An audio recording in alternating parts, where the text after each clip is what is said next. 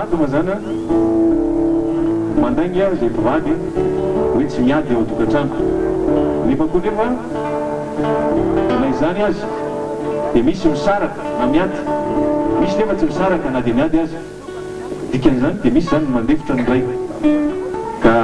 eto dia le lehilahy zany no milaza hoe tsisy tsinony amin'iny fa dia